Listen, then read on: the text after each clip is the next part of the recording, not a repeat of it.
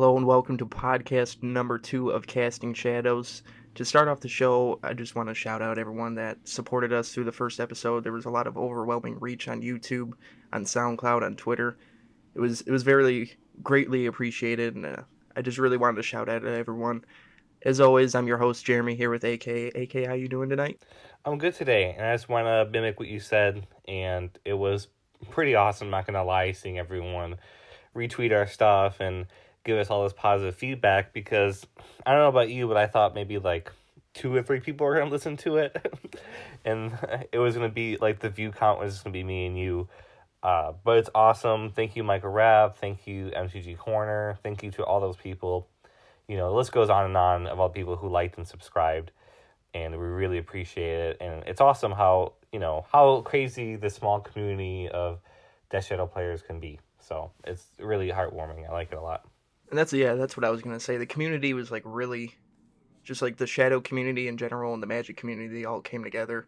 As soon as we basically kind of announced our first podcast, everybody was like, oh man, this is awesome. Like, we'll make sure to support you guys. And it just kind of shows how great this Magic community can be sometimes. Sometimes there are negatives, but this was a really big positive. Like you said, we thought it was just going to be me and you viewing it, but there was really just an overwhelming amount of support, and we hope that we can continue to put out great product for people to listen to throughout these next couple of episodes too. Yeah, I really hope so too, for sure. So to start off, I kind of want to just talk about went to a tournament recently. You were running 4 Color Shadow. I was on CrabVine. I just kind of want to ask how you thought the deck performed. Was there anything that you think you might have changed in the deck from your original list, or was there any, like, kind of, obviously 4 colors is pretty hard to run. Was there any kind of mana issues that you ran in? Well, I am running my budget list of 4 Color Shadow, which is taking the usual 4 Averted Catacombs and instead replacing it with Bloodstained Mire. So that being said, I am going to right off the bat lose a couple percentage points when it comes to fetching for green sources, such as Breeding Pool, and but I also only play 1 basic swamp, so fetching for forest isn't really a reliability. But overall, the deck performed pretty well. I did have a non-game. It was actually against you, where I just drew like straight garbage. I didn't draw anything that was able to. Jeremy can attest to this. I drew like, I think, 4 lands in a row, and I have only a 17 land deck with a billion ways to filter, and I couldn't find anything. So that's the only thing I would say. I think that same game you had like 6 or 7 lands already out there. Yeah, I had a lot of lands. Right. I had, I think, by the end of the game, I had like, I think, God, I think I had my 1 Blood Crypt out. I had my 2 Overgrown Tomb, my 2 Water. Like, I had everything out. It was atrocious, way more than I needed. So I took that L pretty royally. But I did play against some combo centric decks, such as Storm, Azorius Taking Turns. I think another one was like an Underworld Breach combo. I think it was like a reminiscence of a Storm deck, but they were relying on Underworld Breach more than usual. So I don't want to say like I didn't face against too many meta decks, but that is the case. Mm-hmm. That being said, I thought that the deck performed pretty optimally. I like it a lot. But in the matches where I faced an opponent running like perhaps, let's say, like Jund or anything with like anything with the ability to run Fatal Push, I definitely miss my Gurmag Anglers, because having Goyf pushed is disgusting and I hate it. I don't like it. And I've come to the conclusion that, so when you're playing Grixis Death Shadow, right, you have 4 threats in the form of Death Shadow, which can be pushed. So your Stubborn Denial is basically there to protect Death Shadow. And then your 4 Gurmag Anglers, them being the 7 CMC cost, that alone is a form of pseudo protection against Fatal Push decks. So they're going to have to waste a Assassin's Trophy or a Liliana or Terminate to like get rid of it, which is a huge tempo play, because you have to kill it for at least 2 mana, and then all I have to do is spend 1 with the Stubborn Denial. So it works out in my favor. So I'm eager to test Grixis Green, is my conclusion. And I was even going to say, even these decks might not even have those kind of answers towards Gurmag Angler. Yeah, for sure. Like a lot of decks might just have Fatal Push. They don't have access to green for Assassin's Trophy, and then Gurmag Exactly, Angler yeah. just looks like it's a key to victory. Well, yeah, imagine against you if I would have landed a Gurmag Angler in turn 2. I feel like our game would have went a lot differently. Oh yeah, Because and that's what I was kind of waiting on because like I had 2 Fatal Pushes in my opening hand, mhm. and so like I knew that your threats could be taken out, but if you were playing with Gurmag Angler, it's going to be a whole different story because now I have these 2 dead cards in my hand, Yeah, and I have a 5/5 to deal with. that's going to keep on beating in, and you need to hurry up. And then Gravecrawler can't even block. Yeah, that's amazing. So at that point, yeah. So that was how I felt about the deck overall. I like 4-Color Shadow. It is pretty cool. It's a very unique take on the Death Shadow archetype. I'm really looking forward to experimenting with it more. But I'm definitely looking forward to Grixis Green because I want to get back on my Lord Zombie Fish as soon as I can. How do you feel about nurturing peatlands? Because we talked about before, like even before these were put out, we're like, how cool would it be to have our Horizon Canopy for Grixis? But Grixis still doesn't really entirely have that unless you're playing like Fiery Islet. Fire, yeah. But how do you think Uh, Peatland performed in 4-Color Shadow? I love it. It's great. It reminded me a lot of when I played Mardu Shadow and you had Silent Clearing. Mm.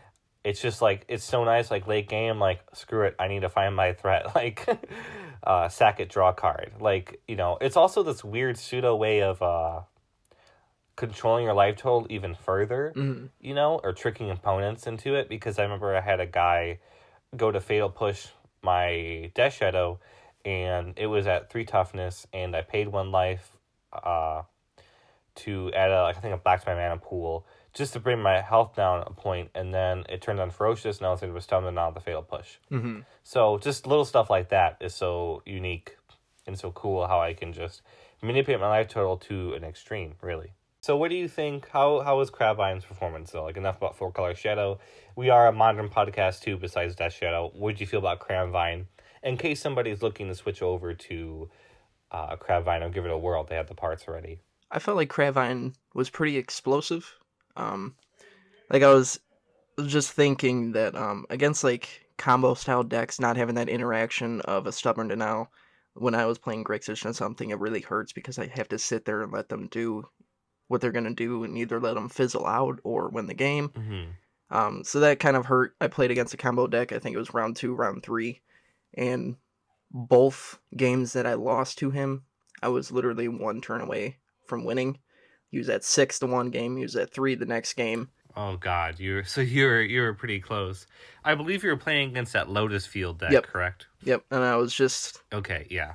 like the one turn. I had 2 Vengevines come in because I played 2 Gravecrawlers. Mm-hmm. Swung in with Vengevines, put him down to 6. Brought in 2 more Prize Amalgams. Okay. So like my board was So filled. it's a big board. It was huge. And then next turn, he comboed off and won. Yeah, they just need one window. And I had to sit there literally. I just put my cards down on the table because anything I got in my hand, it's not gonna help. So you F6, you're just like, forget it. That sucks because you're looking forward to, beating them in their own games, so to speak. And then they just kind of, because they just need one, with those decks, it's, all they need is one window to push through their combo and they Exactly. win, And so in the sideboard, do you think it's worth getting some Force Negations or perhaps some Thought Seizes or Phyrexian Revokers maybe to help shore up that matchup? I think Force of Negation would have been really strong in that position, obviously, being able to just counter something. Mm-hmm. You just need that one counter to push through, pretty much. And right? basically, and then because next turn I had Lethal on board, but yeah, I don't know how prevalent these Storm combo decks might be towards the meta when it actually takes place. This might be more of like a meta thing in our local store over than... It could be like, yeah, that's true. Then again, like Storm and Lotus Field, I mean, Lotus Field is fairly new, but Storm is a deck that like demands an answer kind of thing. You can delay them by killing their Brawls or their Goblin Electromancers, but Lotus Field can go over the top and just doesn't even... I don't think they even run creatures, do they? Besides maybe some... I don't think so. Yeah, I never seen any creatures. It was literally just Lotus Field, sacrificing the 2 lands and then... If anyone's listening to this yeah, the lowest field comes out. But I was gonna say, if anyone's listening to this who plays lowest field a lot, or who is really familiar with it, let me know if you guys play anything in the ices. I know some people run like a teamer version for Veil of Summer and Kiki Jiki in the sideboard and stuff like that to switch over to like a Kiki Jiki deck.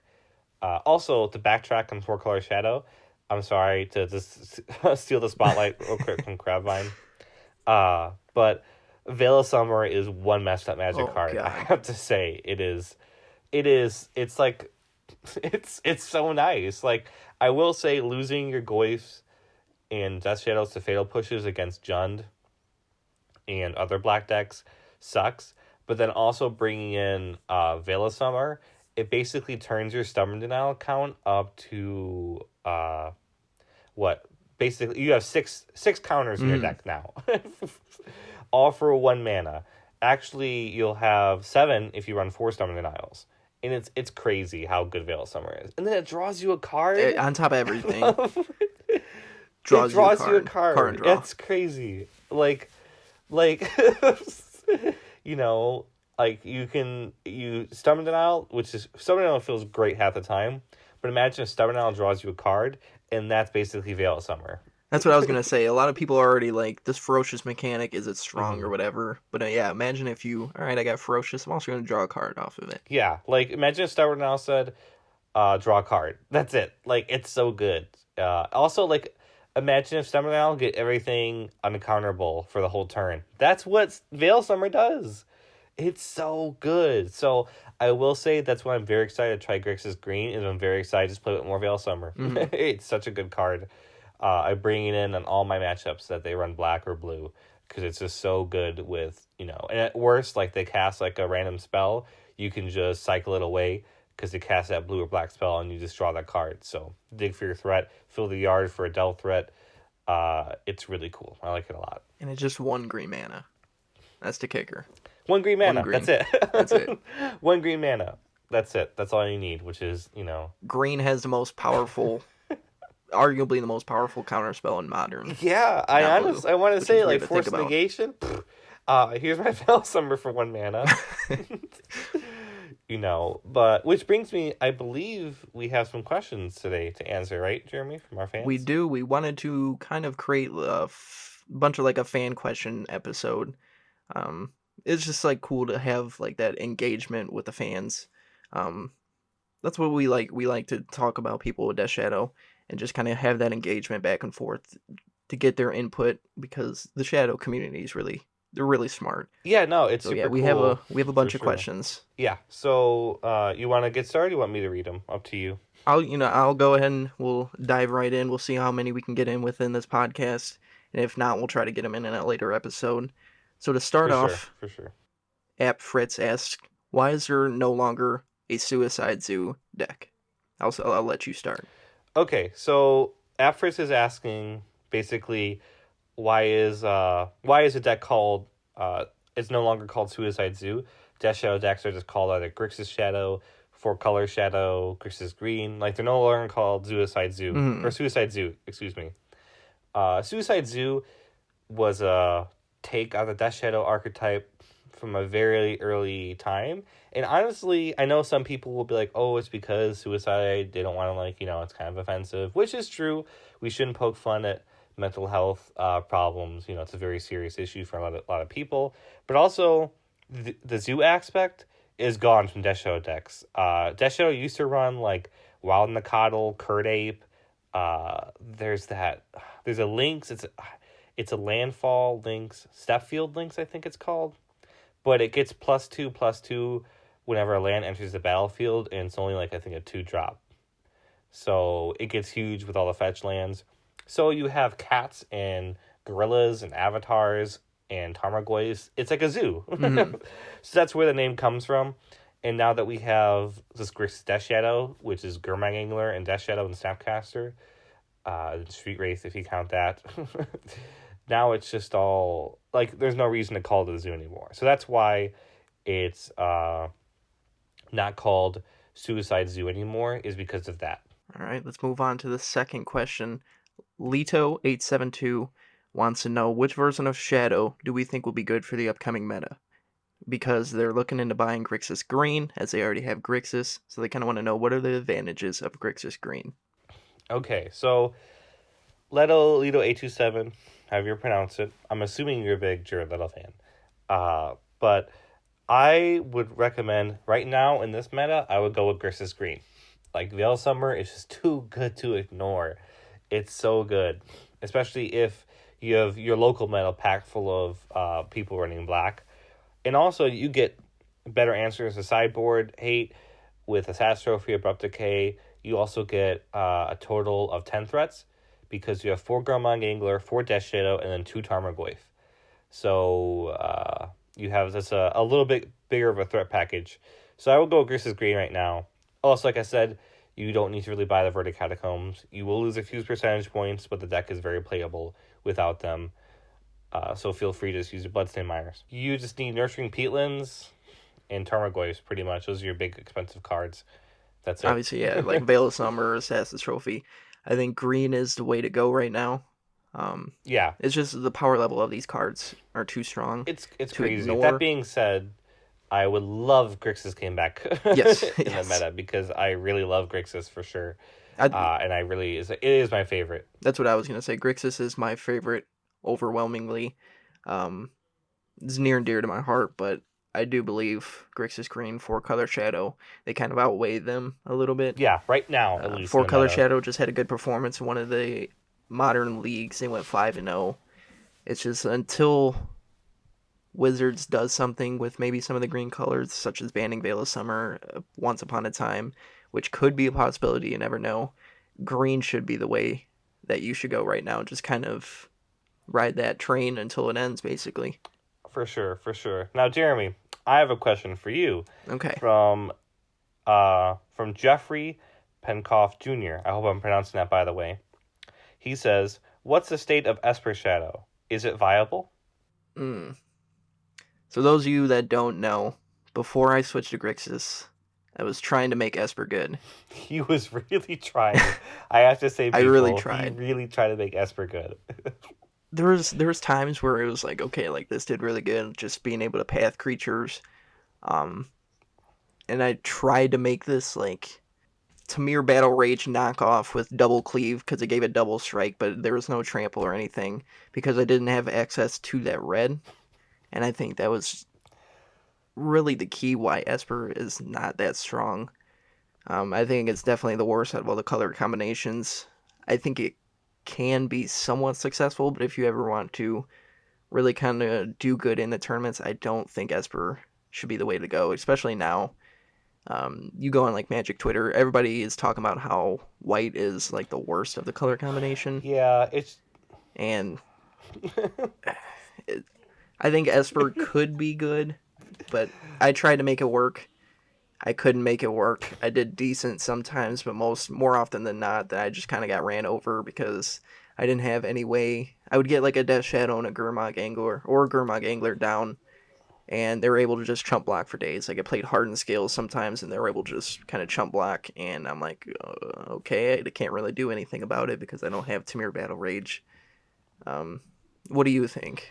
I think I agree with your assessment that you really need Tamir Battle Rage. Like that's the biggest thing. Like you need that I win button when things are going your way. There's so many times in Grixis Shadow, Mardu, 4 color, that any shadow that runs red really, that when things aren't going your way, I'm like, okay, well if I draw Battle Rage, I can win this game and be over with. But with Esper, you don't have that. You have double cleave. For those who don't know, double cleave is like 1 generic, 1 hybrid mana, either a red or a white, and its target creature gets double strike till end of turn. So that's your weird, like, Temur Battle Rage, but if they block it, it's still not going to do anything because you don't have that trample. Mm-hmm. That huge trample damage that could really be helpful.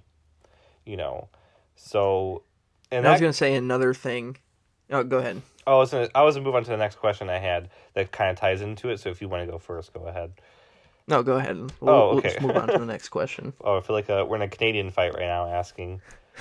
No, sorry, you go, sir. Yeah, exactly. Okay, so Eric A. Munes asks, again, and if I butcher any of these names, let me know. Would Sultai be okay in Modern? parentheses, no bolts, science, or battle rage. I think this one is a little bit different than Esper because you do get access to green and blue, which I believe is really powerful. Yeah, those it's like Wizards loves green and blue now these days.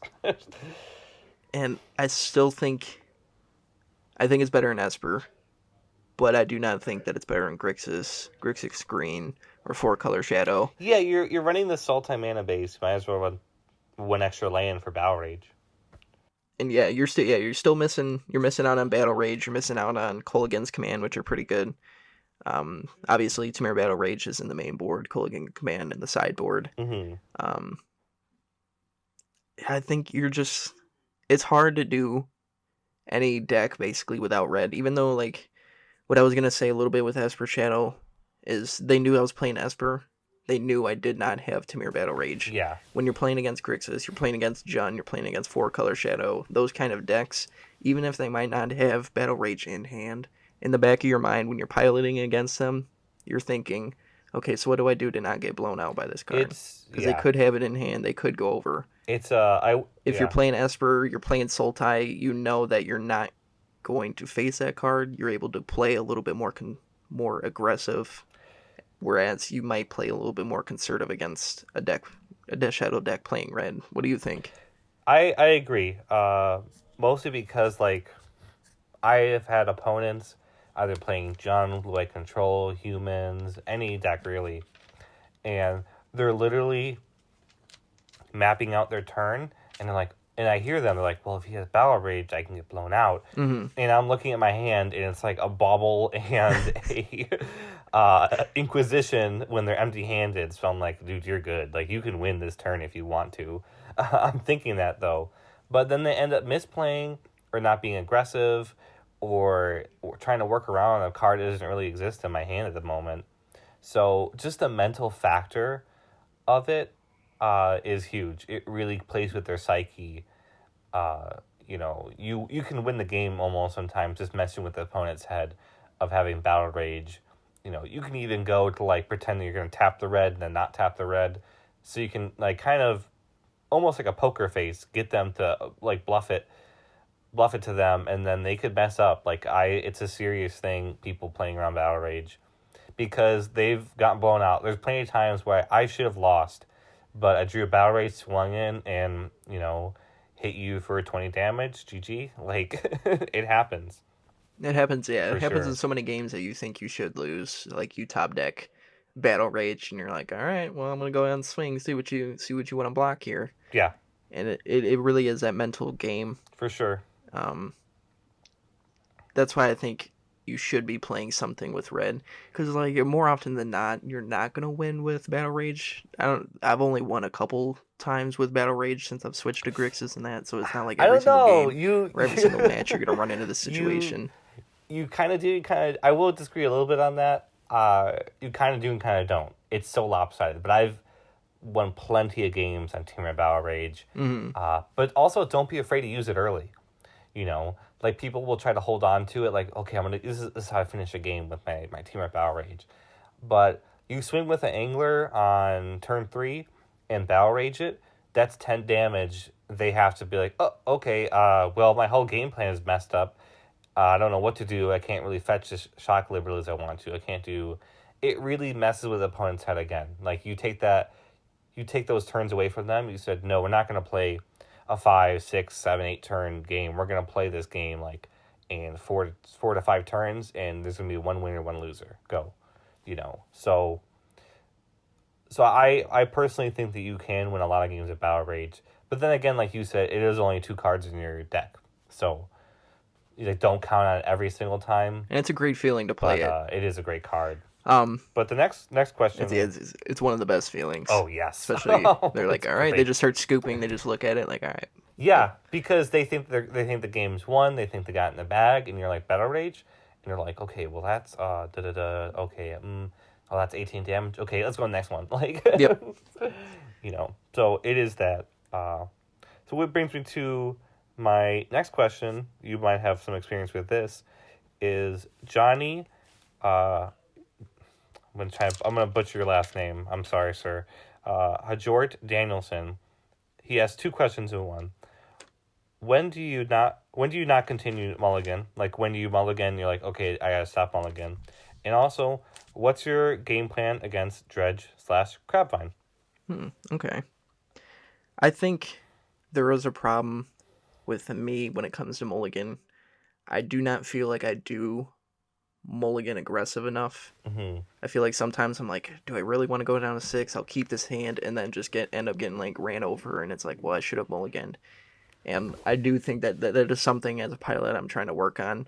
because I like what Ross Merriam said when he talked about mulliganing. If it takes you more than a few seconds to consider whether to keep it or not, just put it away and try it again with a fresh Yeah, 6. I remember he said that's a really And good advice. especially with the London mulligan being able to still draw 7 and put one card in the bottom, like you still get to look at 7 cards. And I just think mulliganing, you need to be a little bit more aggressive with it. If you considering going down to 5, I think that's when you really need to think: is this 6 gonna be better or worse than my 5? Could it be better or worse than my 5? What do you think about that?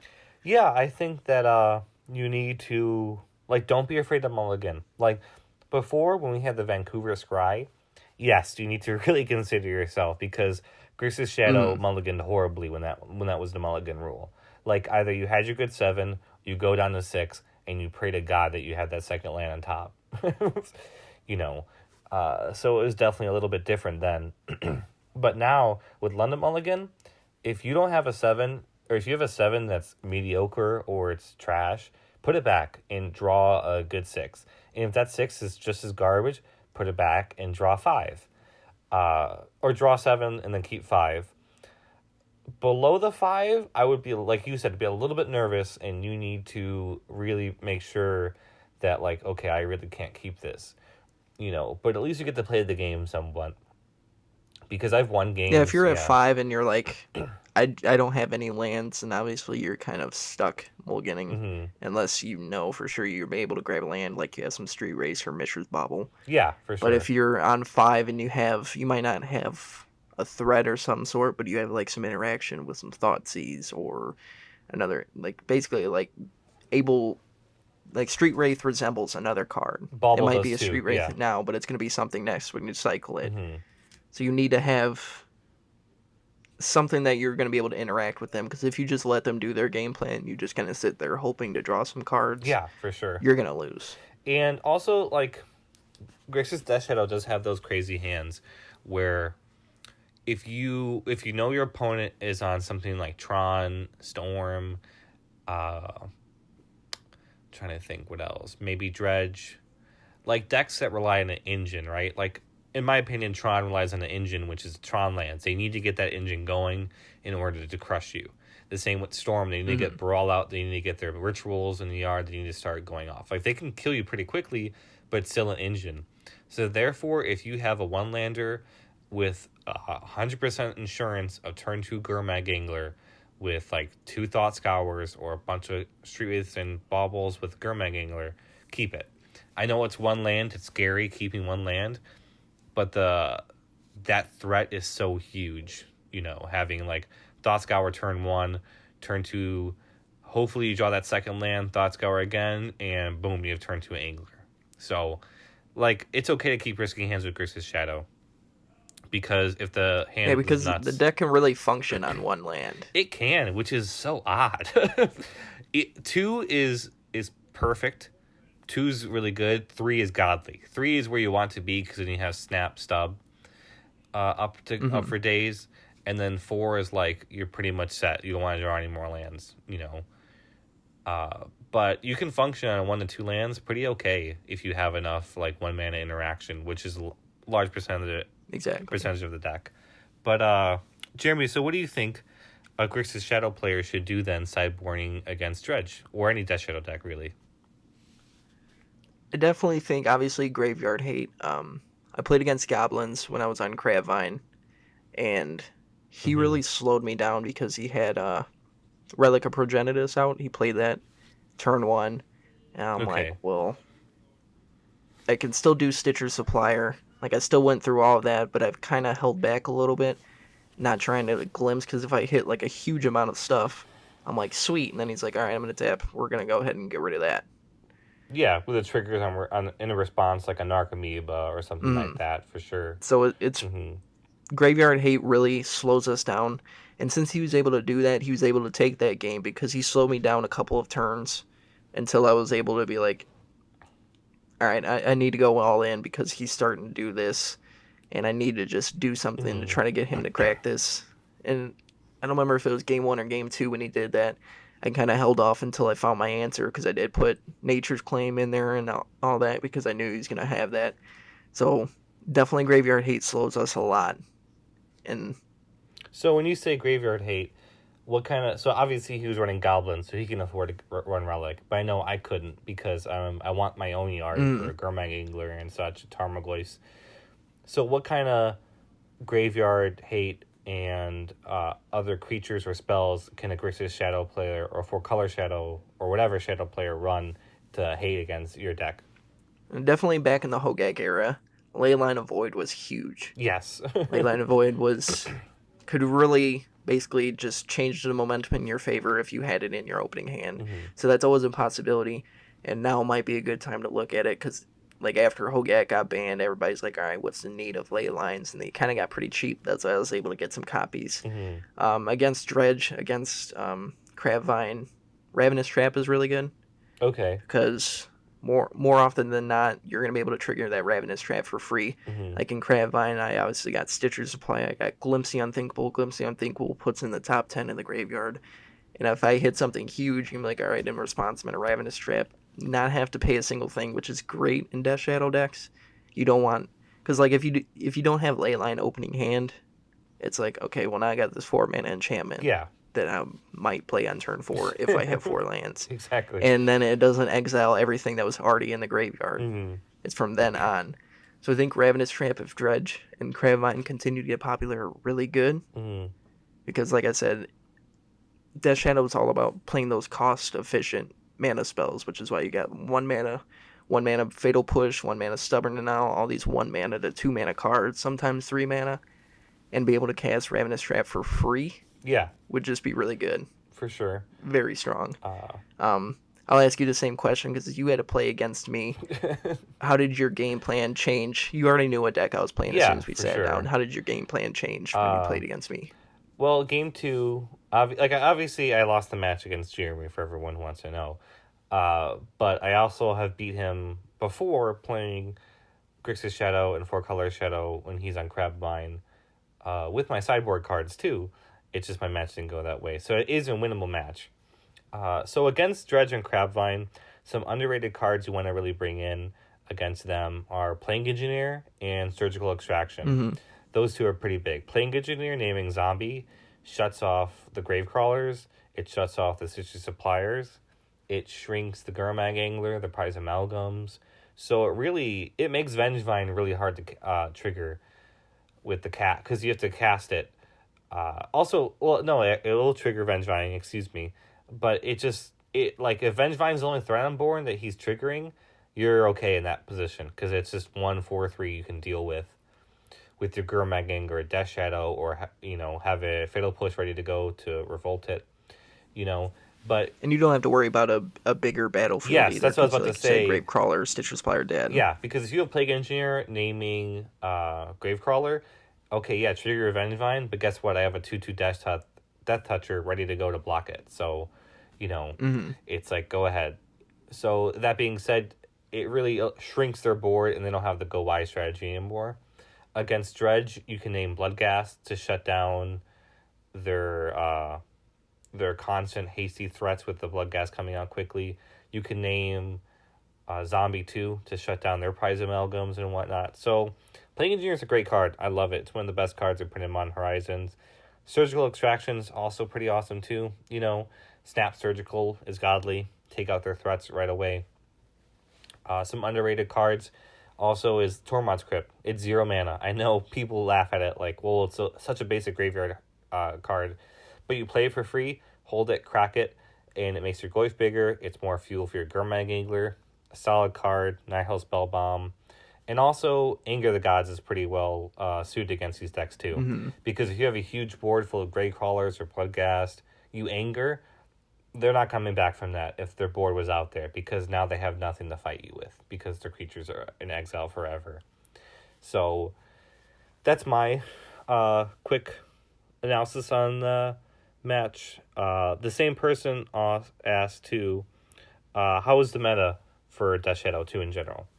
I think that's an interesting question because that was even the ones that I was looking at. The next kind of question from Archie288 is, what would you describe as a perfect meta? Or what would you describe as a rough meta? So I think those questions can kind of go hand in hand here. Yeah, they can get crushed together. So perfect meta. I would say, because let's see, like Death Shadow, especially like Grixis 4-color, Grixis Green, they're really strong against combo decks because you had that access to Stubborn Denial. Yes. Like I was just thinking, Huge. I was like, the perfect meta when I was thinking when Grixis was the strongest was when KCI was at its peak. Oh, I loved my KCI matchup. Because most decks are like, I gotta face KCI, like I'm gonna sit there and watch him loop, and then you're like, oh, I'm playing KCI, like, oh sweet, I have a Stubborn Denial already, I got a turn 2 Angler, like let them do whatever they want to do, and I'm just gonna stub it. Yeah, they're really, so when the meta is combo centric, full of Storm and KCI and decks that really just want to play solitaire with themselves, Grixis and Death Shadow decks are in demand because you have interaction with their hand via discard spells, interaction in the stack via counter spells, and then a huge threat to close out the game quickly. So combo decks are really where we prey on. Bad metas for Death Shadow. You can even throw in like Tron too. Yes, Tron 2. You can stun out their big planeswalkers and you probably sink them to the abyss with, a big threat. But bad metas would probably be when the meta is running lots of like fair decks like Humans, Jund, Blue-White Control, Blue-White Stoneblade, stuff like that. Like, not that those are huge problem matchups for us anymore, but they're just harder to win. We can't really cheese them out. We just have to rely on, like, trading 1-for-1, and you don't really want to ever trade 1-1 for Jund. You always want to just... You don't ever try to out-Jund. Just try to go underneath them. The same thing with Blue-White Control, because they're going to run you over with the card advantage late game. And that's what I was thinking, yeah, when Humans is popular in the meta, Death Shadow is down there a little bit. Humans is just so good. Reflector Mage, naming Gurmag Gangler that's out in the field, knock that back in your hand. Your graveyard's empty. You can't play him next turn. You couldn't play him even if you wanted to because your graveyard's done. So Humans is really hard to deal with. Jund is definitely hard because they have so many answers. Like with that deck, obviously they have access to green, so they're not sweating as bad if you're playing a Gurmag Angler because they're like, okay, well I have an Assassin's Trophy in hand, I'm gonna be able to take care of this. Fatal Push for Death Shadow because we want them a big threat. Yeah, so it's a hard match. It's winnable, but it's tough. It's very winnable, but it's tough. Also, the next matchup. I was also looking at the next question again. This is from Joseph. Again, I'm sorry if I butcher your name. Gigalards. What do you think about Tunnel Ignis for the Titan/Valakut matchup? So, Jeremy, for those who don't know what Tunnel Ignis is, can you refresh your memory? Because I actually know that you actually brought this card up to me. Yeah, because a few weeks ago. I was seeing, I believe it was Brandon Dalloway. He was talking about it in Burn. And I was like, okay, if Titan decks start to get overwhelming, this could be really good in Burn. Tunnel Ignis reads, it's a generic and a red for a 2/1 elemental creature. Whenever a land enters the battlefield under an opponent's control, if that player had another land enter the battlefield under his or her control this turn, it deals 3 damage to that player. And obviously, decks like Amulet bring in a lot of lands. What's the 3-mana creature that allows you to play 3 extra Azusa, right? Is it Azusa? Yeah, Azusa. Oh yeah, Azusa Laspa Seeking. That allows you to play 3 extra lands a turn. So not only do you get to play your land for the turn, because of this creature, you now get to play 3 more lands. So they get to play their first land. If you have Tunnel Ignis out, if they play 3 more lands, that's going to be 9 damage to them. Yeah, not to mention they're also running stuff like Primeval Titan and Explore, which even give them more land. So it's like, okay, go get, your Primeval Titan, you're going to take 6 damage kind of thing. Yeah, that So, forces them to kind of actually- do that, like explore. I think explore is an instant that kind of forces them to do that on if they have to pass the turn. And no, it's actually a sorcery. It is a sorcery. Okay, I couldn't remember quite if it was It's an a instant or sorcery. sorcery. So yeah, that But forces. if they need to get those land drops, Like basically with the same thing with Also, there's that CrabVine, like snake. if they're hitting my graveyard, I'm forced to start thinking about how do I get around this. Now if you play this, I think they're kind of forced to be like, well, how do I get around it? Do I just kind of take the damage? If I do take all this damage right now, am I going to be able to end the game right now? So I think yes, yeah, it is an interesting sideboard card. I think if yeah, for sure. Amulet Titan has been putting up a lot of results lately, I think it's probably one of the best decks in the format. So I do like this card. I like it a lot too. I'll ask you, what are your thoughts about it? Oh, okay, sorry, just completely interrupted you. I was gonna say I like it too. I'm not sure what Primeval Titan would it trigger Tunnel Ignis because it's coming into the battlefield, or is Primeval Titan just saying then put into play? So it would trigger Tunnel Ignis. Am I correct? Right? I believe so. Let me look up the wording on Primeval Titan. Okay. Well, while he's doing that, because I'll answer the question in general. Yes, I think it's a pretty cool card. I actually do because it's also a 2/1 beater, which sounds strange, but you get in those precious points, and it starts to matter on their life total, especially when you have cards like Tumor Battle Rage and stuff like that. Also, in 4-color Traverse and Gris's Green, Once Upon a Time, when Traverse to Uvenwald, it's a creature, and you can find it a lot easier than like trying to find a spell or an Alpine Moon or a land destruction spell or something. Like, you're able to go grab it and put it on the battlefield, tap your mana or whatever, and then you have it out there, and you're able to tutor for it with all your green spells. So I like it a lot. I actually think it's an underrated card, and I think it was a pretty good question, to be honest. So I would consider it, like I said. I'm even looking, I believe it does hit Tunnel Ignis because, like Primeval Titan reads, you put it onto the battlefield tapped, you put 2 lands on the battlefield tapped. So they're coming on. Ignis yeah. says, whenever okay. it enters the battlefield under its control, Yep. 3 yeah, damage. we do it. Okay. So that actually ties us into the other question. I have to find it real quick. I think somebody asked about 10th Street Hooligan. Yeah. Oh, I do have that question yeah. right here. Oh, Alec Levy. yes. Alec Levy asks, thoughts on 10th Street Hooligan out of the sideboard for 4-color Traverse? Since you piloted 4-color Traverse a little bit, I'm going to let you kind of take the lead on this one first. Okay, so 10th Street Hooligan was a pretty common card in the older versions of 4-color Shadow, because because again, like how I mentioned with sorry, I keep on clearing my throat. With the Traverse versions, is you can go grab it with Traverse or Once Upon a Time, which is pretty huge, right? Because you're able to go find that thing that you need. But we also have another better version in the place of Embereth Shieldbreaker from Throne of Eldraine. It's 2 generic mana for a 2/1, but also it has 1 red, battle display, destroy target artifact. So I think it's 1 cheaper than 10th Street Hooligan, if I'm correct. Because 10th Street Hooligan, I believe, is 2. Let me go look. Yeah, 10th Street Hooligan is a generic and a red. Yeah, so you can go grab your knight and only for 1 mana you can destroy the artifact versus 2 more mana. So, and then it goes on an adventure and you can cast it when you need to again. So it's pretty cool, and I like that a lot.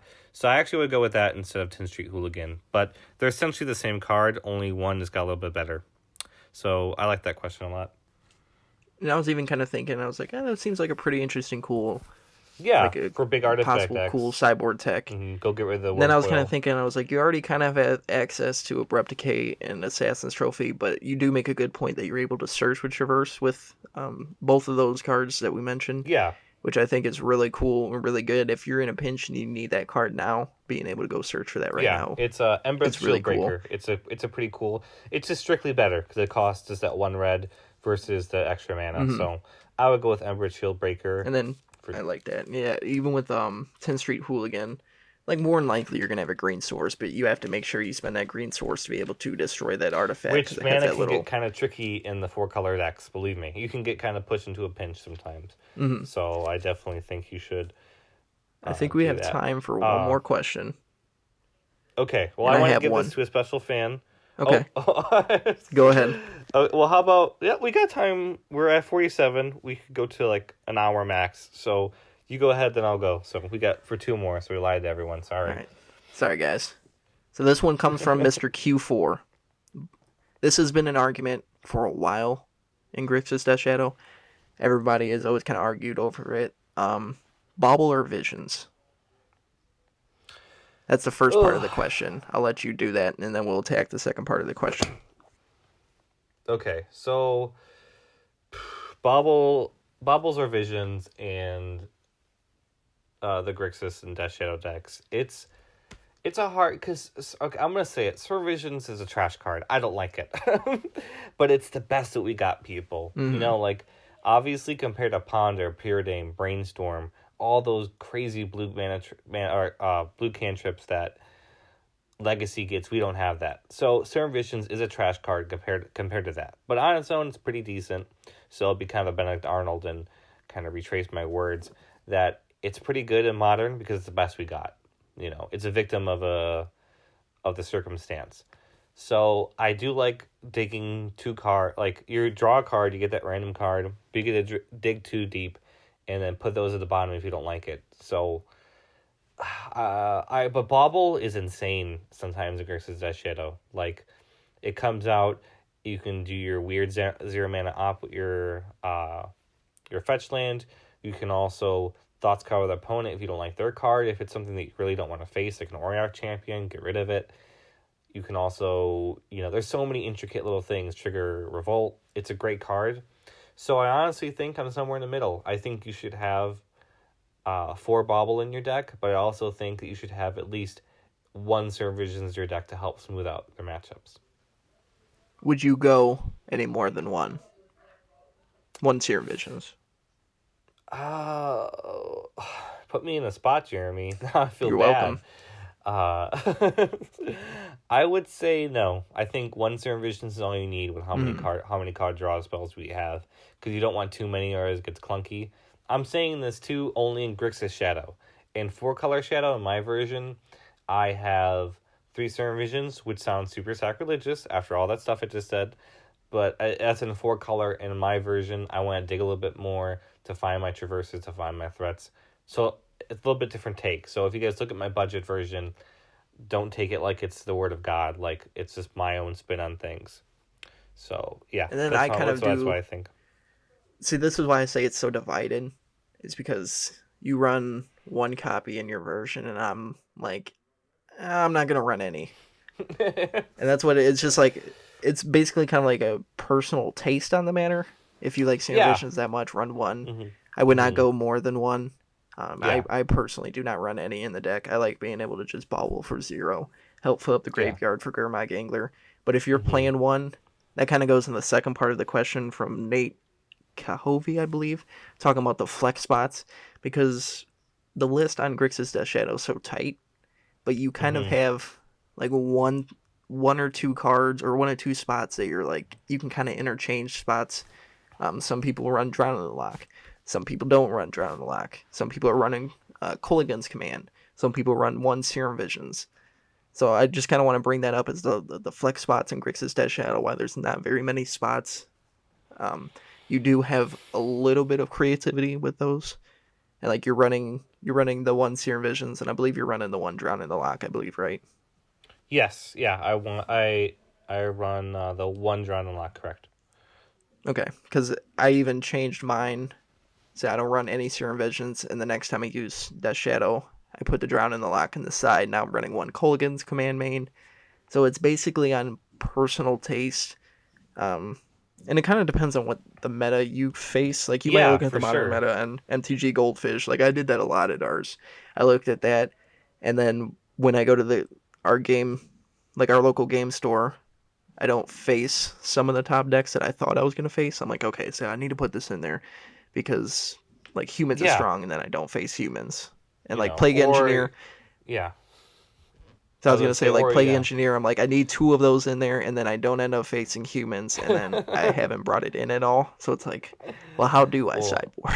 yeah, I know it's tough because as someone who plays does a local grind more than anything, you have to realize that your sideboard is going to be tuned differently to what the pros are posting on Twitter and what the hmm MTG Goldfish is preparing for. So beware of your local meta. Like you can get also very punished. Like, oh, there's no humans on the meta page on MTG Goldfish. I don't need Plague Engineer. And then you go to the game shop and you face against 2 humans in a row. Like, so it's like, well, I wish I would have had the Plague Engineers. So it's like that. But I will agree that Grixis Shadow has about 1 to maybe 3 flex spots, and that's it. It's Yeah. very, very, very tight. It's your Serum Vision, your Drown the Lock, Culligan's Command, or maybe a second Royal Scions that's pushing it though. So you have very small flex spots, and that's all personal preference and the meta call. So honestly, we can probably just do a whole episode on that sometime in the future on Oh how god, yeah. would you do those flex spots. If you guys are interested, let us know about that. But I also had my follow up question. So this is from Eric Fines. Oh, friends. I'm sorry, I'm butchering your last name again, sir. Lots of Erics this week. Uh, Eric is a longtime fan of my articles. He's also the author of Bill Belichick versus the NFL, the case for the NFL's best coach. So please don't unsubscribe from us when you hear about that. I know a lot of people aren't too big of fans of the Belichick and Brady machine, but you know they win, which is what we want to do too. But he asks, "What does a keepable, threatless hand look like?" So interesting question, but it's something that does come up when we're drawing our cards. So what do you think, Jeremy? That's what I was gonna think. It's a really good question because if you're playing Grixis Death Shadow, you have basically 8 threats: 4 Gurmag Angler, 4 Death Shadow. So the percentages You're and bound odds to are draw high. into it. Yeah, the percentages and odds are You're high bound that to you're draw not gonna into have it in the the opening hand. yes, yeah. Um, so you gotta first make sure that your mana base is okay in your hand. Like at least Mm-hmm. one land, obviously minimum. 2 lands would be very good in the opening hand. If At you least don't one have fetch any, land too. yeah, exactly. You got to be able to have fetch lands. Um, No Street steam Wraith vents. it's a good card because it represents another card. You might look at your hand like, oh, okay, I got Street Wraith, but it could be any number of cards, and it could be that threat that you do need. Um, Yes. but you need to have interaction. I think you need at least one Thoughtseize Yeah. Yeah. if you don't have a threat in your hand, because you need to be able to take a look at their hand and think, okay, do I got to be a little bit more aggressive depending on their hand? Do I have to find this threat quicker, or am I okay in the position that I'm at right now, not having a threat in my hand? What do you think? Yeah. So I'm on board with Jeremy with you have to at least have one land, obviously. Don't keep a no lander. Even with baubles and street Yeah, wraiths. don't risk it I've and be done like, oh, I'll draw into it. I've done that before with baubles and street wraith, and I've gotten max punished. So I know it seems kind of stupid, like, oh, okay, don't keep no land. Like, yes, but besides that, if you have steam vents in your opening hand, no, that's your only land. Do not keep that. So you have to have at least one water grave, I'd say, and then that you have to have a blue black land in your opening hand or a fetch land to go get it Mm, because it's so important to have those colors. But I do lean on your side. If you have a hand with like triple Thoughtseize or two Thoughtseize, 2 IOK, and you can shred their hand and buy you time to get to a threat, I would keep it. Because like you said, you only have 8 threats in a deck. You're bound to run into that problem of drawing a great opening hand. You're like, man, if I just had one Death Shadow or one Gurmag Angler, this hand would be fantastic. mm. But also, it's like, do you risk running it back and then drawing a hand that's straight garbage? So, if you have those God mode hands with Thought Seizes and discard spells, keep it and shred their hand, and hopefully you draw into the top of your deck, and hopefully you draw into something good off the top of your deck. And I was You know, even but gonna I add do on. agree. Go ahead. Oh, so I was gonna say I do agree. You do need a discard spell for sure. Hmm. And I was gonna add on a little bit to that. I think it also depends on if you're on the play or if you're on the draw. Yes. If you're on the draw, Mishra's Bauble might not be as strong. It's still a way to fill up the graveyard, but it's great on the play because it, just being able to do all of this before your opponent's able to do anything is very strong. Being able to gain that information, it's still strong, but it's not as good if you're on the draw. So I think that kind of goes into it as well. Whether you're on the play or on the draw, it kind of depends on whether your hand is good or bad. Also, game if one you, or game obviously, two. if you're on the play, like I said, Thoughtseize or Thoughtseize or Inquisition is very strong. Mm-hmm. Also depends on what you're playing. If you're playing against Jund, and also now they have a Thoughtseize against you, and you don't have a threat in your hand, they're able to shred your hand, take away your Thoughtseize, your Inquisition. You can't do anything with them. It gets a little bit harder. So there's really a lot that goes into it. For sure. Also, like, if you're going against, like, maybe a human's deck where they can put pressure really quickly, you need a lot more removal spells. So make sure a removal spell is in your hand, in your opening hand versus discard spells. But if you're going against, blue-white control, or I know now blue-white control has kind of shifted into the Stoneblade decks, really. So if you're going against those, having your IOKs and your Thoughtseize ready to shred their hand, that's okay. It's kind of like you need interaction on that level. Like, Stubborn Isles aren't going to do it for you in that situation without Ferocious. You need to be able to look at their hand and pick apart with discard spells. And hopefully you draw into a threat. Well, I think that was a pretty good episode. It looks like we're about to hit our 1 hour mark. Yeah, so it looks like go it. ahead and, for anyone that it did not feel like an hour. I know it flew by, really. But for anyone who has a question and we didn't get to it, I'm looking at one from Iwan Hill and Jordy Lowe. We will definitely get to them next week, and we're going to put them in our little folder so we make sure we get to them next week. Maybe towards the end of the episode we can do like a fan section and stuff like that. So if anyone's questions we didn't get to today, we apologize, but we're going to get to them eventually. Do not worry, and we're going to keep you guys updated. Okay? I really do appreciate everybody that put in questions for us to do. It was really fun to just kind of get the conversation going. Yeah, no, it was awesome. And I loved it. if there's anything that you guys want to talk about in the comment section, go ahead and do that. Any of the topics that we talked about, any questions and all that, just kind of, it's good to get the conversation going. Yes. It gets a lot of people involved. It gets people just be able to talk about the deck that they like and talk about decisions that they want to do. Yeah. So I think it's really cool that people are able to put these questions in. 100%. And I hope we can get the topic started with that. Yeah. Like I said, it's really cool to get this feedback from the community, because I know Death Shadow is a very hard archetype to play, and then sometimes you kind of feel embarrassed by asking questions because you're not too sure, will I sound silly, will I sound like kind of stupid? Like, never feel that. Ask away, Granted, there were some questions that we did skip because I don't know. Somebody asked, what is modern? Somebody put plunge into darkness. That's it. That was their question. So for those questions, I don't know if we'll get to those guys, but the other ones we're going to really try to get to. So thank you again.